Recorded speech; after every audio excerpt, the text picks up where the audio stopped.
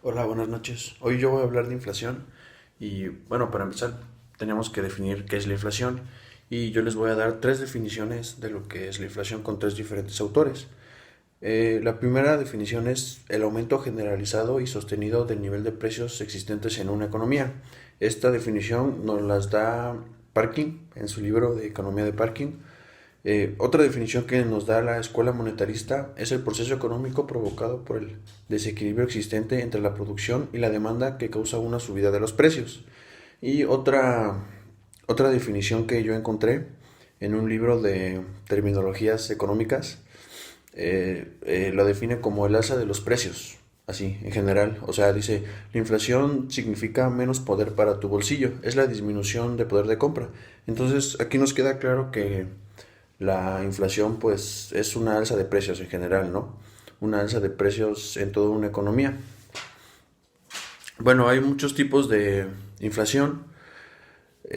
Podemos mencionar un tipo de inflación sería la deflación, que es lo contrario de la inflación. O sea, si la inflación es el aumento de precios, la deflación es la disminución de precios. Bueno, esto pues podría sonar bueno a primera instancia, pero pues la deflación cuando es muy exagerada tiene muchos riesgos consigo, como por ejemplo, ya sabemos que la ley de la demanda dice que a mayor precio, la ley de la oferta dice que a mayor precio, mayor cantidad ofertada. Entonces, pues, cuando bajan los precios, esto desincentiva la producción y puede provocar escasez. Hay otro tipo de inflación, es la estanflación, que es una combinación de palabras de recesión e inflación, y es una situación económica que indica el alza de precios y también aumenta el desempleo. Bueno, aquí tengo que mencionar que los primeros autores como Keynes de la economía, que se puede considerar como el padre de la economía moderna, él decía que el desempleo y la inflación eran antagonistas. O sea, de que cuando había desempleo alto, la inflación iba a ser baja. Pero se ha comprobado de que no, de que sí puede existir esta inflación y es cuando los precios son altos y todavía con eso no hay empleo en una economía. Y bueno, los economistas lo definen esto como lo peor de los dos mundos. Y otra tercera, otro tercer tipo de inflación es la hiperinflación, que es una inflación muy elevada, fuera de control. Los economistas consideran la hiperinflación a más de 100% en un año. Bueno, los efectos de la inflación pueden ser la pérdida de poder de compra de la población, porque pues la moneda pierde su valor, pérdida de empleos, estancamiento económico, porque pues no existen incentivos para producir, y yo creo que la más importante es la incertidumbre, porque pues la situación del país, la situación de una economía que atraviesa por inflación, pues no genera un ambiente de confianza para los inversionistas, por si quieren invertir o no.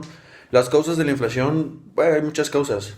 Puede haber inflación monetaria, que es cuando hay mucho dinero en circulación, cuando el Banco Central de alguna economía o de algún país pone mucho dinero en circulación y no hay un aumento en la producción que lo respalde. Entonces, pues como hay más dinero en circulación, la moneda pierde su valor.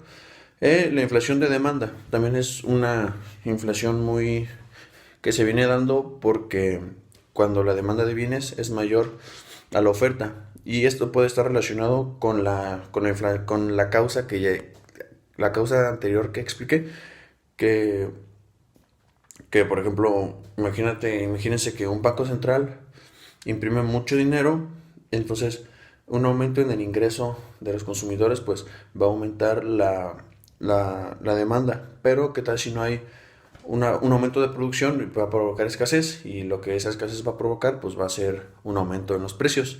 Y otra inflación que a mí se me hace muy interesante que pasa en muchos países, por ejemplo en México, es la inflación estructural, que hace referencia a alguna estructura productiva de un país cuando se produce un aumento en los precios de esta estructura productiva y luego se traslada a los demás sectores de la economía.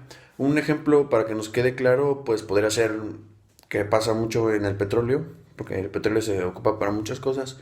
Entonces, cuando sube de precio el petróleo por X o Y razón, inmediatamente vemos que se refleja en todos los demás sectores de la economía mexicana.